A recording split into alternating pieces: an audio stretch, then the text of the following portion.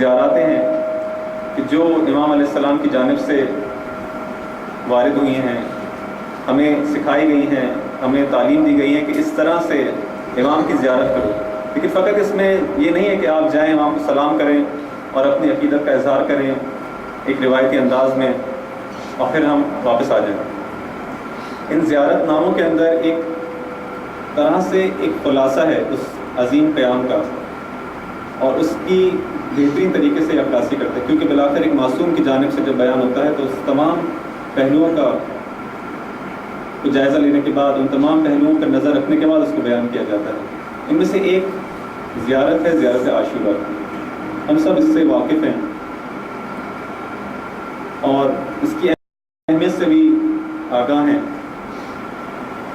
میں فقط ایک روایت جو کہ اس مورد میں وارد ہوئی ہے اس کا آپ کی خدمت میں پیش کروں گا تاکہ اس کی تاکید اور اس کی اہمیت کا اندازہ ہو، اور اس سے پھر اپنے موضوع کی طرف آؤں گا. حضرت امام باقر علیہ السلام سے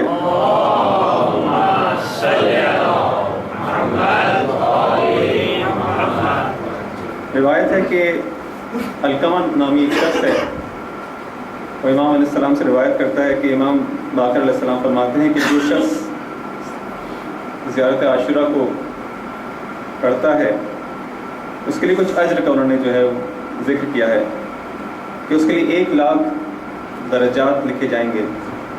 دیکھیں یہ چیزیں ہم لوگ آسانی سے پڑھ لیتے ہیں کہ 1,00,000 درجات، اس میں سے ایک درجہ بھی ایسا نہیں ہے کہ جس کا اس وقت ہم تصور کر سکتے ہوں کہ وہ کیا ہے. ہمیں صرف کیونکہ ہم اس مادی دنیا کے اندر رہتے ہیں، ہماری آنکھوں پر اس وقت پردے پڑے ہوئے ہیں، ہم لوگ اصلاً ذرہ برابر بھی اس دنیا کا تصور نہیں کر سکتے، اس حقیقت کا تصور نہیں کر سکتے جو ہماری آنکھوں سے چھپی ہوئی ہے.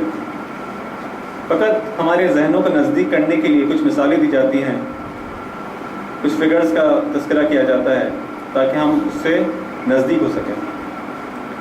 کہا کہ 1,00,000 درجات اس کے لیے لکھے جاتے ہیں. رسول یعنی رسول اللہ صلی اللہ علیہ وآلہ وسلم اور تمام پیغمبروں کی، تمام انبیاء کی زیارت کا ثواب اس کے لیے لکھا جاتا ہے. اور آخر میں ایک عجیب اس کے لیے اہمیت کا ذکر کرتے ہیں، کہتے ہیں کہ جو شخص زیارت عاشورہ پڑھتا ہے ایسا ہی ہے کہ اس کا شمار ان شہیدوں میں ہے جو کہ امام حسین علیہ السلام کے ساتھ شہید ہوئے. کتنا بڑا مقام کہ ان کا شمار ان شہیدوں میں کیا جائے گا. اسی طرح سے صفوان نامی ایک شخص ہے، ایک صحابی ہے، جو ایک مرتبہ امیر المومنین علیہ السلام کی زیارت کے لیے جاتے ہیں. وہاں سے واپسی پر کربلا کا رخ کرتے ہیں اور دور سے ایک زیارت پڑھتے ہیں اور ایک دعا اس کے بعد پڑھتے ہیں. تو جو شخص اس دعا کو سنتا ہے وہ کہتا ہے کہ یہ دعا، یہ زیارت جو ہے علقمہ نے، جس طرح اس کا بھی میں نے ذکر کیا کہ پہلی روایت علقمہ سے تھی، کہتے ہیں کہ یہ زیارت تو علقمہ نے امام باقر علیہ السلام سے روایت کی ہے، وہ بھی اس کی تائید کرتے ہیں. اور اس کے بعد ایک دعا ہے کہ جو کہتے ہیں کہ جب میں امام صادق علیہ السلام، یعنی آپ صفوان امام صادق سے نقل کرتے ہیں کہ جب میں امام صادق علیہ السلام کے ساتھ تھا تو انہوں نے یہ زیارت پڑھی جس کا تم نے ذکر کیا، اور اس کے بعد اس دعا کو پڑھا. اور پھر امام صادق علیہ السلام فرماتے ہیں کہ میں اس شخص کا ضامن ہوں جو اس زیارت کو پڑھتا ہے. امام صادق علیہ السلام ضمانت دے رہے ہیں ان زوار کو کہ جو اس زیارت کے ذریعے امام حسین علیہ السلام کی زیارت کرتے ہیں. کس چیز کی زیارت ضامن ہے؟ ایک کہ اس کی زیارت جو ہے وہ مقبول واقع ہوگی، اس کی کوشش جو اس راستے کے اندر ہے چاہے وہ دور سے ہو چاہے نزدیک سے ہو وہ مقبول ہوگی. تیسرا امام صادق علیہ السلام ضمانت دیتے ہیں کہ اس کا سلام، اس زائر کا سلام امام حسین تک پہنچایا جائے گا. چوتھا امام صادق علیہ السلام ضمانت دیتے ہیں کہ اس کی حاجت پوری ہوگی. یہ ضمانت ہے جو امام صادق علیہ السلام نے دی، اس میں کسی قسم کے شک و شبہ کی گنجائش نہیں. اس سے بڑھ کر پھر کہتے ہیں کہ جو ضمانت میں تم کو دے رہا ہوں یہ میرے بابا امام محمد باقر علیہ السلام نے مجھ کو دی ہے، اور ان کو ان کے بابا امام زین العابدین علیہ السلام نے دی ہے، اور ان کو ان کے بابا امام حسین علیہ السلام نے، ان کو ان کے بھائی امام حسن نے، ان کو ان کے والد امام علی علیہ السلام نے، اور ان کو ان کے بھائی رسول اللہ صلی اللہ علیہ وآلہ وسلم نے، اور ان کو جبرائیل نے، اور جبرائیل کو خدا نے اس ضمانت کے ساتھ بھیجا ہے. اور خدا کیا کہتا ہے؟ خدا کہتا ہے، خدا اپنی ذات کی قسم کھا کر کہتا ہے کہ اس کی زیارت کو میں قبول کروں گا، اس کی خواہشات اور مقاصد کو جو بھی ہوں گے اس کو عطا کروں گا، اور پھر یہ شخص نہیں جائے گا نا امیدی کے ساتھ، بلکہ آنکھوں کی ٹھنڈک کے ساتھ واپس جائے گا۔ کیوں؟ اس لیے کہ اس کی حاجات پوری ہو چکی ہوں گی، اس کو جہنم سے نجات ملے گی، اس کو یہ شخص جنت کو پائے گا، اور اس کی شفاعت اگر وہ کرے گا تو میں اس کی شفاعت کو قبول کروں گا۔ یہ وہ ضمانت ہے جو امام صادق علیہ السلام نے دی ہے، اور یہاں تک کہ یہ سلسلہ خدا تک پہنچاتے ہیں۔ اس کا مطلب ہے کہ اس زیارت کے اندر کوئی حتماً کوئی بہت اہم چیز ہے جو پوشیدہ ہے۔ کیوں اس کا اتنا زیادہ ثواب ہے؟ کیوں اس کی اتنی زیادہ تاکید ہے؟ حتیٰ امام باقر علیہ السلام سے روایت ہے کہ کہتے ہیں کہ ہر روز اس کی تلاوت کی جائے، ہر روز اس کو پڑھا جائے۔ اسی طرح سے علماء کی زندگی میں مختلف ایسے واقعات ہیں کہ جس سے اندازہ ہوتا ہے کہ اس کی کتنی اہمیت ہے ہماری زندگیوں کے اندر۔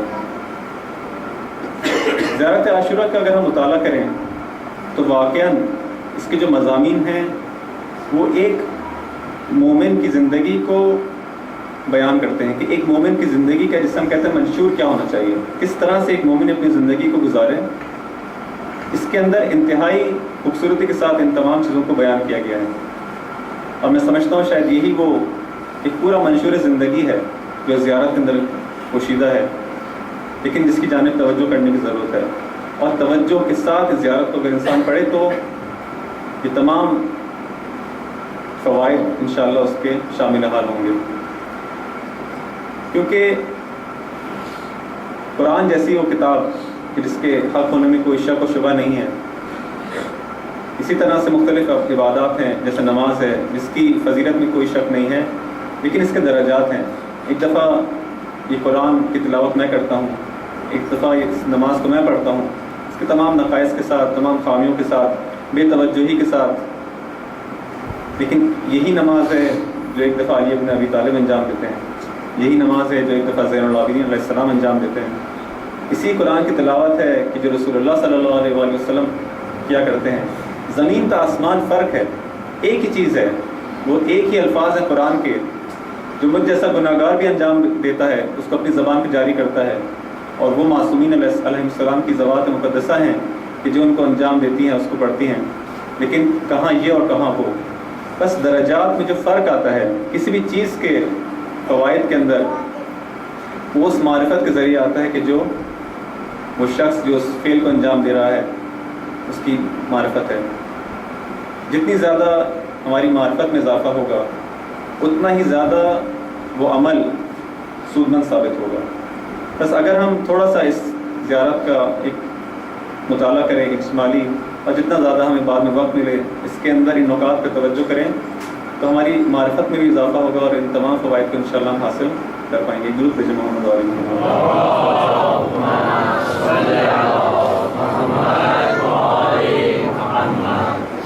سب سے پہلا جو مسئلہ ہمارے سامنے پیش آتا ہے جب ہم اس زیارت کو پڑھتے ہیں تو بالآخر جس طرح باقی زیارت نامے ہیں، زیارت جامع ہے ہمارے پاس، زیارت وارثہ ہے، زیارت امین اللہ ہے، ایک درود بھیجیں محمد والے محمد پر تھوڑا سا آگے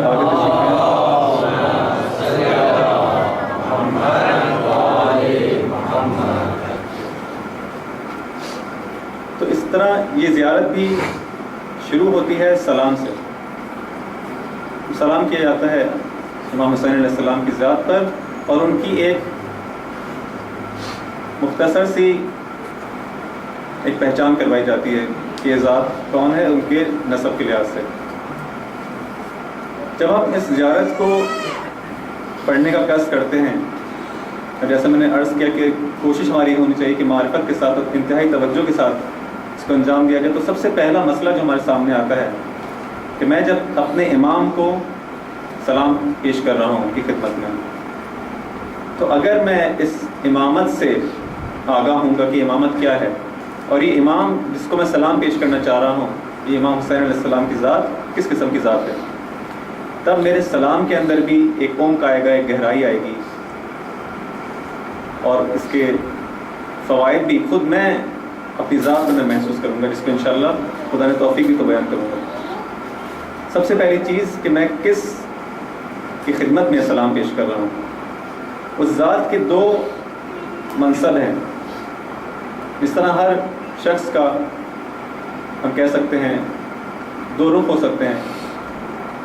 مثلا فرض کریں رسول اللہ کی ذات ہے، ایک ان کی شخصی ایک ذات ہے جس کا نام مثلا محمد صلی اللہ علیہ وسلم ہے۔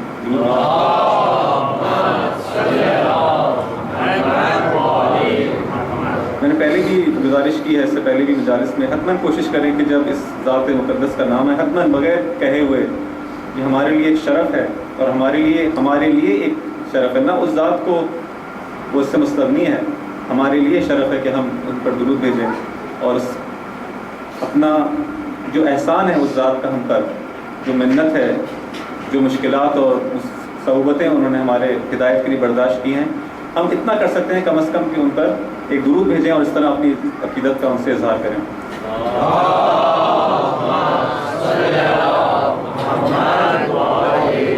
تو اس ذات کی ایک شخصیت ہے ذاتی، ان کی ایک زندگی ہے، اسی طرح سے ایک ان کا منصب ہے جس سے ہم نبوت کا منصب کہتے ہیں، رسالت کا منصب کہتے ہیں، اور ہمارے یہ رسول امامت کے منصب پر بھی فائز ہے۔ اسی طرح سے دوسری مثالیں ہماری اپنی زندگی کے اندر، ہمارے ایک دوست ہے، فرض کریں اس کا نام علی ہے اور وہ اس کا پیشہ وکالت ہے۔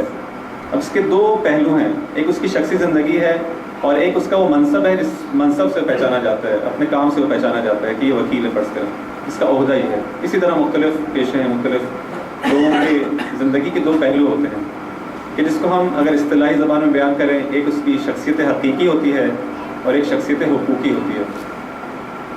تو امام کی ذات کے اندر بھی یہ دو پہلو ہیں، ایک ان کی شخصیت حقیقی ہے جو ہمارے سامنے مثلا 4 ہجری فرض کریں اس ذات کی ولادت ہوئی اور 61 ہجری میں ان کی شہادت ہوئی، یہ ان کا نسب ہے، یہ ان کے والد ہیں، یہ ان کے جد ہیں، یہ ان کے بچے ہیں، یہ ساری ان کی شخصی حقیقت ہے جو کہ ہم اس طرح سے جانتے ہیں، اور ساتھ ہی ایک ان کا منصب ہے جو کہ امامت کا منصب ہے۔ تو یہ دونوں چیزوں کی معرفت اگر ہم حاصل کرتے ہیں اور جتنی زیادہ حاصل کرتے ہیں اسی طرح اتنا ہی زیادہ یہ سلام ہماری ذات کے اندر اس کا اثر ہوگا اور اس کا فائدہ ہمیں پہنچے گا۔ سب سے پہلے ہم اس منصب کی طرف اگر آئیں، اگرچہ وقت بہت کم رہ گیا ہے، میں اس بات کو فقط شروع کرتا ہوں اور انشاءاللہ پھر آئندہ آنے والے دنوں میں کوشش ہوگی کہ اس پر مفصل اس کا ایک جائزہ لیا جائے۔ البتہ ایک گزارش ہے کہ اگر افراد وقت پر آ جائیں تو شاید اس کے بعد بھی لوگ کہیں اور مجلس میں جانا چاہتے ہوں تو وہ بھی جا سکیں گے، اور میں بھی شرمندگی محسوس نہیں کروں گا کہ آپ کے اور ان آئندہ ہونے والی مجلسوں کے اندر رکاوٹ بن سکوں، اور میں بھی اپنے مطالب کو انشاءاللہ جلد از جلد ختم کر سکوں گا۔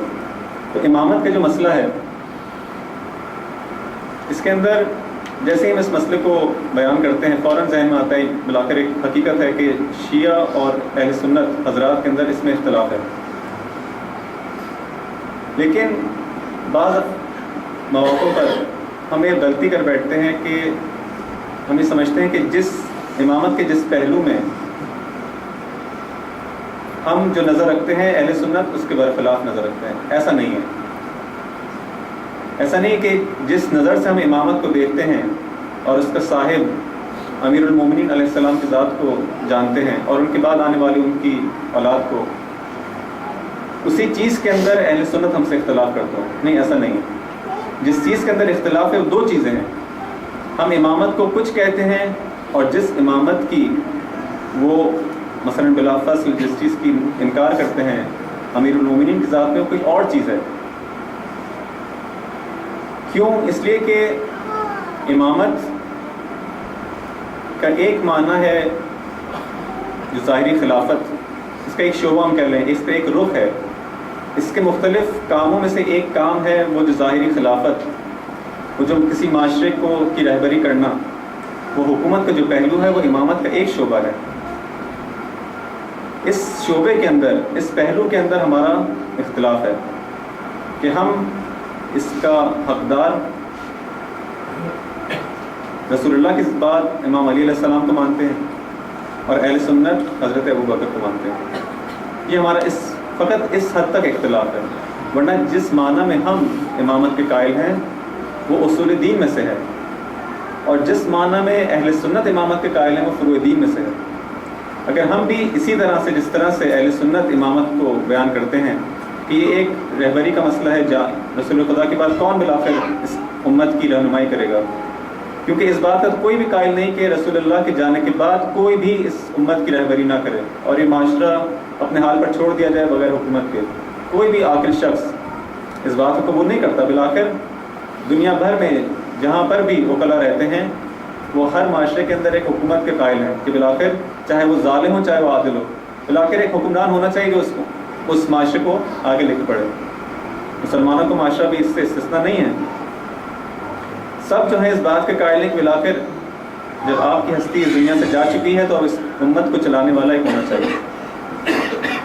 اب یہ ایک فری مسئلہ ہے، بالآخر وہ اس بات کے قائل ہیں کہ لوگوں پر چھوڑ دیا گیا ہے، وہ جس کو چاہیں وہ انتخاب کر سکتے ہیں، اپنی ثوابدید کو ان کو پتہ ہے، وہ خود سوچیں گے جو شخص جس کے اندر اہلیت ہے اس کو انتخاب کریں گے۔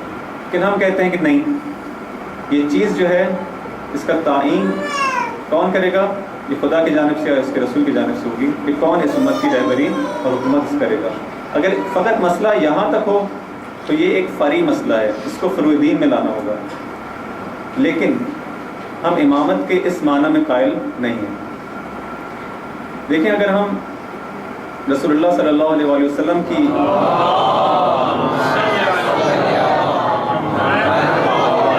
زندگی کا اگر ہم مطالعہ کریں، ان کی زندگی پر توجہ دیں تو ان کے پاس مختلف عہدے ہیں۔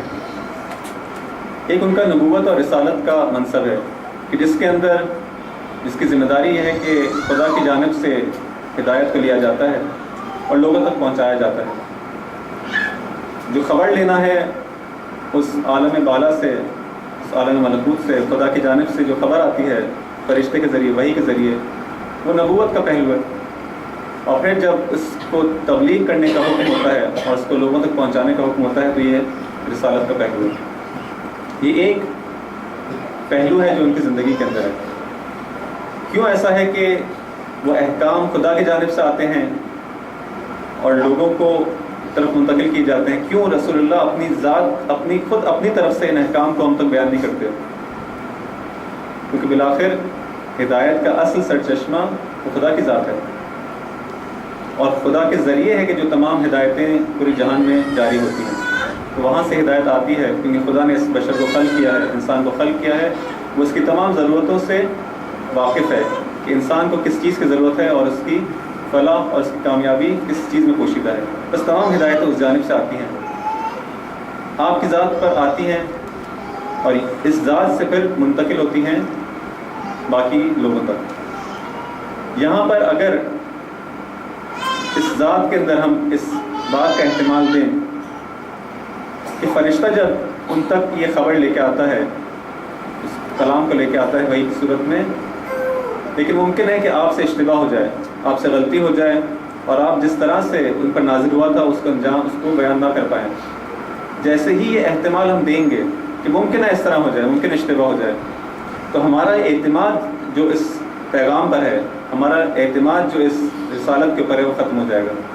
ہمیں کیسے معلوم ہوگا کہ یہ جو بات فرض کریں انہوں نے کہی ہے نماز کے بارے میں، روزے کے بارے میں، حج کے بارے میں، مختلف عبادات کے بارے میں، مختلف کاموں کا انجام دینے کے بارے میں، مختلف کاموں سے رکنے کے بارے میں، یہ وہی بات ہے جو خدا کی جانب سے نازل ہوئی ہے۔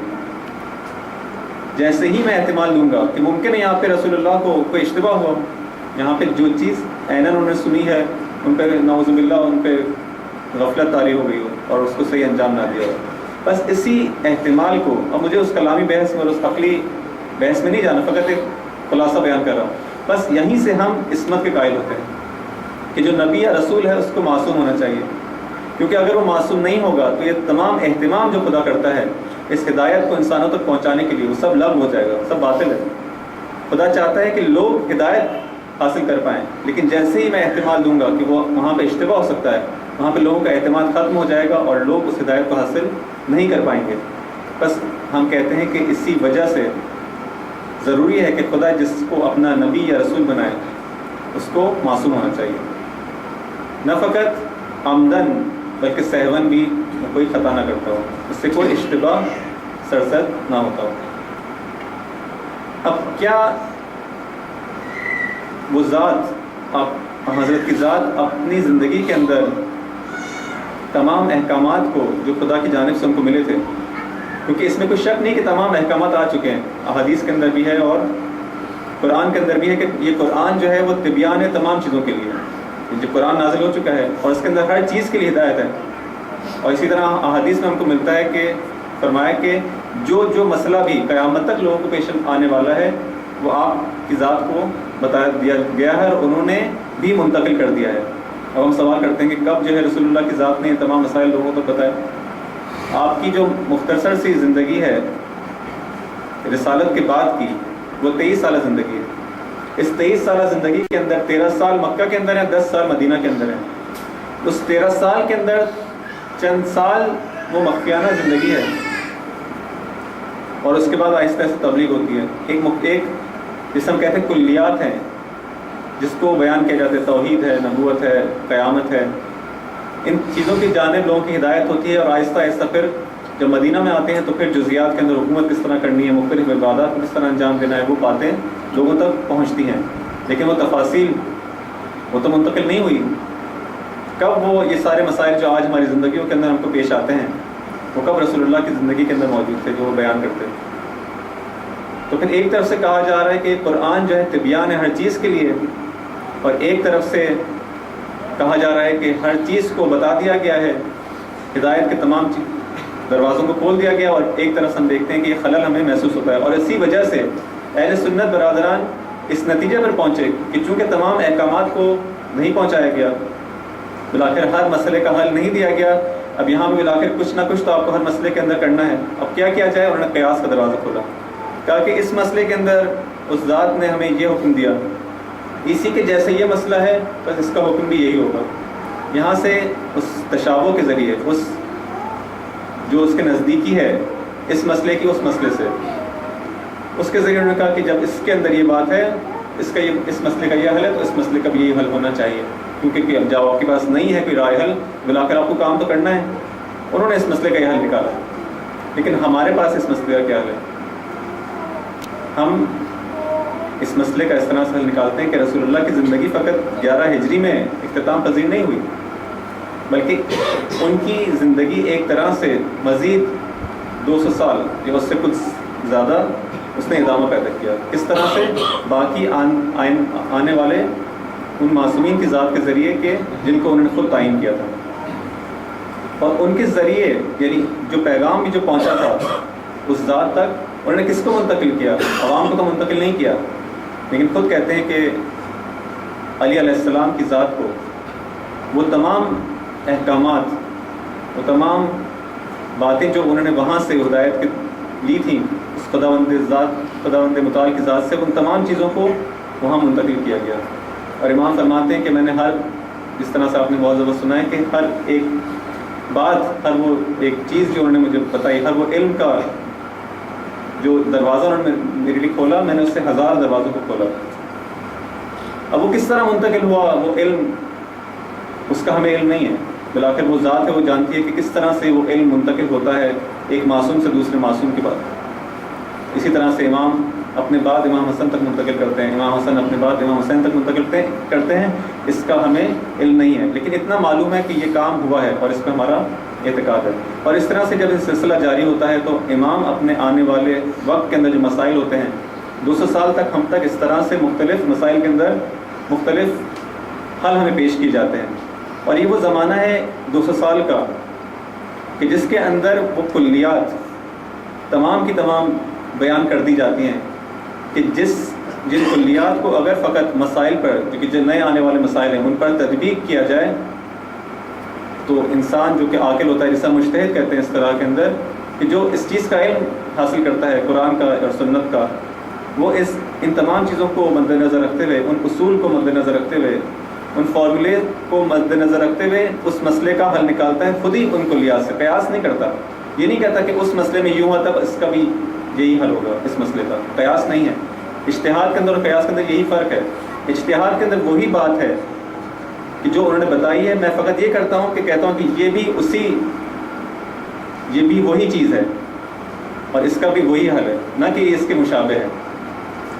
خیر یہ پھر اصطلاحی بات ہو جائے گی اور اس کو یہاں پہ کرنا مقصود نہیں ہے۔ بس ایک جو پہلو ہے ان کی زندگی کا، وہ اس احکام کو بیان کرنا ہے۔ دوسرا قضاوت، اور جس ہم کہتے ہیں ہمارے معاشرے کے اندر عدالت جو نافذ کی جاتی ہے، اس کا پہلو ہے کہ یہ عہدہ بھی رسول خدا کی ذات کو حاصل تھا۔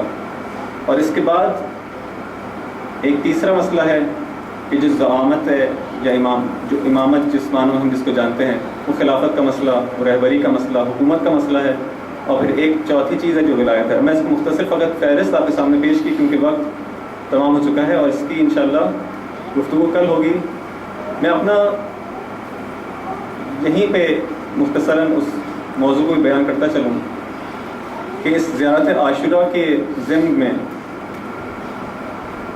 جس میں انسان کو اپنی زندگی گزارنے کا منشور عطا کیا گیا ہے، اس سے ہم اسی معنی میں اس کے ایک مختصر سا جائزہ لیں گے زیارت کا، کہ کس طرح سے ایک مومن کو حق اور باطل کی جو جنگ ہے اس کے اندر کیا کردار ادا کرنا ہے اور کیا موقف اختیار کرنا ہے۔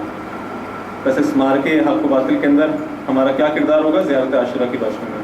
اس موضوع پہ انشاءاللہ آپ کی خدمت میں چند دن کچھ عرائض پیش کروں گا۔ درود بجے محمد و آل محمد۔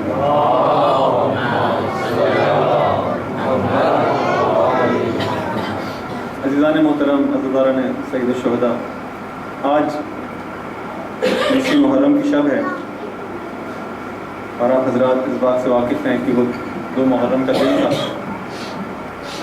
کہ جب امام حسین علیہ السلام کا قافلہ کربلا میں وارد ہوتا ہے، اس سرزمین میں وارد ہوتا ہے۔ امام علیہ السلام سوال کرتے ہیں یہاں کے رہنے والوں سے کہ اس سرزمین کا نام کیا ہے۔ فرماتے ہیں سرزمین کا نام عقر ہے۔ امام کہتے ہیں پناہ ہو، خدا کی پناہ مانگتے ہیں عقر سے۔ پھر اور کہتا ہے کہ اس سرزمین کا نام کربلا ہے۔ امام کہتے ہیں ایک آہ کے ساتھ کہ ہاں یہ سرزمین کرب و بلا ہے۔ پھر ایک روایت بیان کرتے ہیں کہ جب بچپن کا ان کا عالم تھا، ام سلمہ کی گود میں تھے۔ ام سلمہ کہتی ہیں کہ ایک دن جبرائیل علیہ السلام نازل ہوئے۔ امام حسین علیہ السلام نے ام سلمہ کی گود میں گریہ کیا۔ رسول اللہ نے ام سلمہ سے کہا کہ حسین کو میرے حوالے کرو۔ ام سلمہ حسین کو حضرت کی خدمت میں پیش کرتی ہیں۔ جبرائیل رسول اللہ کو خبر دیتے ہیں کہ آپ کے بعد یہ امت اس بچے کو بے دردی سے شہید کر دے گی۔ حضرت گریہ فرماتے ہیں۔ جبرائیل جب آپ کے گریہ کو دیکھتے ہیں تو کہتے ہیں کہ اے رسول، کیا آپ چاہتے ہیں میں اس سرزمین کو آپ کو دکھاؤں، اس کا مشاہدہ کرنا چاہیں گے؟ رسول اللہ کہتے ہیں ہاں میں اس زمین کو دیکھنا چاہتا ہوں، اس پر میرے اس بیٹے کو شہید کیا جائے گا۔ جبرائیل اپنے پر پھیلاتے ہیں کربلا تک اور اس سرزمین کا رسول مشاہدہ کرتے ہیں۔ آج جب حسین علیہ السلام کی ذات اس زمین پر پہنچتی ہے تو اس زمین سے ایک مٹھی بھر خاک کو لیتے ہیں اور اسے سونگتے ہیں اور کہتے ہیں ہاں یہی وہ سرزمین ہے، یہی وہ سرزمین ہے جس کا وعدہ رسول اللہ کو کیا گیا تھا۔ جنگ صفین سے واپسی پر جب امام علی علیہ السلام کربلا سے نزدیک پہنچتے ہیں تو کچھ دور اپنا راستہ اپنے باقی لشکر سے جدا کر لیتے ہیں اور کربلا کی جانب پہنچتے ہیں، اور جب اس سرزمین پر پہنچتے ہیں تو وہ بیٹھ جاتے ہیں اور گریہ فرماتے ہیں۔ ان کی آنکھوں سے آنسو جاری ہوتے ہیں اور کہتے ہیں کہ وہ سرزمین ہے جس پہ 200 پیغمبروں کو اور ان کے سبت پیغمبروں کو شہید کیا گیا، اور یہی وہ سرزمین ہے کہ جس پر عاشقوں کو شہید کیا جائے گا. یہی وہ سرزمین ہے جہاں پر ان کے اونٹ پڑاؤ ڈالیں گے. یہاں پر گریہ فرماتے ہیں. امام حسین علیہ السلام بھی جب سرزمین پر آتے ہیں خبر دیتے ہیں کہ ہاں یہی وہ سرزمین ہے جہاں ہمیں شہید کیا جائے گا، جہاں پر ہماری خواتین کو اسیر بنایا جائے گا، جہاں پر ہمارا خون گرے گا، جہاں پر ہمارے بچوں کو بھی شہید کیا جائے گا. امام علیہ السلام گریہ فرماتے ہیں. ہاں عزیزوں، یہ وہی سرزمین ہے کہ جس پر آج امام علیہ السلام وارد ہوئے ہیں. یہ سرزمین تاریخ کے اندر ہونے والی بدترین مصیبت کو دیکھے گی کہ جہاں پر ایک ولی اللہ کو، نواسہ رسول کو ان کے جانے کے صرف 50 سال بعد اس بے دردی سے شہید کیا گیا. یہی وہ سرزمین ہے جہاں پر ایک 6 مہینے کے بچے کو بھی شہید کیا جائے گا. یہی وہ سرزمین ہے جہاں پر ایک 90 سالہ بوڑھے شخص کا بھی احترام نہیں کیا جائے گا اور اسے شہید کیا جائے گا. یہی وہ سرزمین ہے کہ جہاں پر نہ فقط سروں کو قلم کیا جائے گا کہ جس کی مثال جہالت میں بھی نہیں ملتی، بلکہ ان سروں کو قلم کرنے کے بعد نیزوں پر بلند کیا جائے گا. یہی وہ سرزمین ہے کہ جہاں پر ان پاک ہستیوں کو شہید کرنے کے بعد ان کے جنازوں پر گھوڑے دوڑائے جائیں گے. یہی وہ سرزمین ہے کہ جہاں پر خواتین کو، ان کی بچوں کو، ان کی مال و دولت کو لوٹا جائے گا، ان کے پردوں کو چھینا جائے گا. یہی وہ سرزمین ہے کہ جہاں پر جب بچے یتیم ہو جائیں گے تو ان کو نہ فقط تسلی دی جائے گی بلکہ ان کو تماچے مارے جائیں گے اور ان کے گوشوارے چھینے جائیں گے. لعنت اللہ علی القوم الظالمین. سیعلم الذین ظلموا أی منقلب ینقلبون. خدایا ہماری اس قلیل سی عبادت کو قبول فرما. خدایا ہمیں اس معنی میں عزاداری کرنے کی توفیق عطا فرما کہ ہم صحیح معنی میں قیام حسینی کو منعکس کر سکیں، اور وہ ہدایت جو امام علیہ السلام اپنے اس قیام سے ہم تک پہنچانا چاہتے ہیں اس کو حاصل کر سکیں. ہمیں اس قیام کے ذریعے، اس عزاداری کے ذریعے اس طرح سے ہدایت سے بہرمند فرما کے اپنے زمانے کے امام کی ظہور کا زمینہ فراہم کر سکیں اور ان کے راہ میں شہادت کا نذرانہ پیش کر سکیں. شریف رحمۃ اللہ علیہ.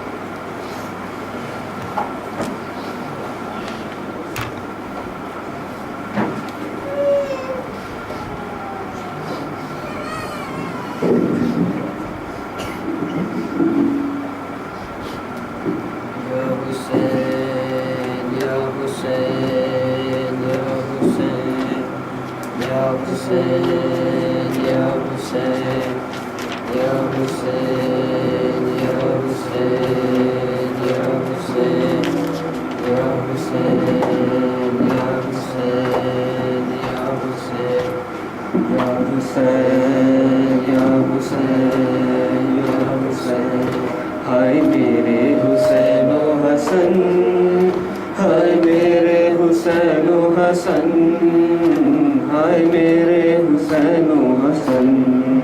قید سے چھٹ کے آئی وطن جب حسین و حسن کی بہن قبر زہرا پہ جس دم گئی، لائی رو رو کے لب پر سکن. اماں اماں اماں. بھائی میرے حسین و حسن، چھلی تیروں سے دونوں کے تن. بھائی میرے حسین و حسن، چھلی تیروں سے دونوں کے تن، چھلی تیروں سے دونوں کے تن. ایک تیروں کی زد پر جنازہ، ایک تیروں کے اوپر جنازہ. ہائے میرے حسین و حسن، ہائے میرے حسین و حسن، ہائے میرے حسین و حسن. ایک روتی ہوئی میں گئی ہوں، ایک روتی ہوئی آ رہی ہوں، ایک روتی ہوئی میں گئی ہوں، ایک روتی ہوئی آ رہی ہوں، ایک روتی ہوئی آ رہی ہوں۔ یہ بھی صدمہ بہن نے اٹھایا، وہ بھی صدمہ بہن نے اٹھایا۔ ہائے میرے حسین و حسن، ہائے میرے حسین و حسن، ہائے میرے حسین و حسن۔ اما دونوں شباب جنا ہے، اما دونوں ہی نانا کی جان ہے، اما دونوں شباب جنا ہے، اما دونوں ہی نانا کی جان ہے، اما دونوں ہی نانا کی جان ہے۔ ایک نے پہلو نبی کا نہ پایا، ایک سے شہر نبی کو چھڑایا۔ ہائے میرے حسین و حسن، ہائے میرے حسین و حسن، ہائے میرے حسین و حسن۔ اما ایک میری آنکھوں کا تارا، ایک کلثوم کا تھا دلہارا۔ اما ایک میری آنکھوں کا تارا، ایک کلثوم کا تھا دلہارا، ایک کلثوم کا تھا دلہارا۔ ہائے ہائے جگر پارا پارا، ایک کہا جگر پارا پارا، ایک کو غربت میں لاکھوں نے مارا۔ ہائے میرے حسین و حسن، ہائے میرے حسین و حسن، ہائے میرے حسین و حسن۔ ایک بقیہ کی زینت بنا ہے، ایک کا مدفن بنی کربلا ہے، ایک بقیہ کی زینت بنا ہے، ایک کا مدفن بنی کربلا ہے، ایک کا مدفن بنی کربلا ہے۔ ایک نے اماں کا پہلو بسایا، ایک نے بیٹوں کو سینے لگایا۔ ہائے میرے حسین و حسن، ہائے میرے حسین و حسن، ہائے میرے حسین و حسن۔ وقت اماں وطن مجھ کو لایا، بھائی کوئی نہ ملنے کو آیا۔ وقت اماں وطن مجھ کو لایا، بھائی کوئی نہ ملنے کو آیا، بھائی کوئی نہ ملنے کو آیا۔ ایک دل سے مدینے میں بچھڑا، ایک نے کربو بلا کو بسایا۔ میرے حسین و حسن، ہائے میرے حسین و حسن، ہائے میرے حسین و حسن۔ تب زہرا سے آواز آئی، بیٹی زینب تیرے دونوں بھائی۔ قبر زہرا سے آواز آئی، بیٹی زینب تیرے دونوں بھائی، بیٹی زینب تیرے دونوں بھائی۔ رو کے کہتے ہیں اے اماں زہرا، کیوں لہد پر نہیں کوئی سایہ۔ ہائے میرے حسین و حسن، ہائے میرے حسین و حسن، ہائے میرے حسین و حسن۔ اللهم صل على محمد وآل محمد۔ بسم الله الرحمن الرحيم. السلام عليك يا رسول الله، السلام عليك يا حبيب الله، السلام عليك يا نبي الله، السلام عليك يا رحمة للعالمين، السلام عليك يا أمير المؤمنين علي بن أبي طالب، السلام عليك يا فاطمة الزهراء سيدة نساء العالمين، السلام عليك يا خديجة الكبرى أم المؤمنين، السلام عليك يا حسن بن علي، السلام على الحسين وعلى علي بن الحسين وعلى أولاد الحسين وعلى أصحاب الحسين، السلام عليكم جميعا شهداء كربلاء ورحمة الله وبركاته. السلام عليك يا غريب الغرباء، السلام عليك يا معين الضعفاء والفقراء، السلام عليك يا شمس الشموس وأنيس النفوس أيها المدفون بعرض طوس، يا علي بن موسى الراضي بالقدر والقضاء، روحي وجسمي لك الفداء جميعا ورحمة الله وبركاته. السلام عليك يا صاحب العصر والزمان. السلام عليك يا شريك القرآن. السلام عليك يا مضمون الإيمان. السلام عليك يا إمام الإنس والجان. الأمان الأمان الأمان من فتنة الزمان ومن شر الشيطان. السلام عليك يا إمام زماننا هذا، عجل الله تعالى فرجك وسهل الله مخرجك ونورك ورحمة الله وبركاته.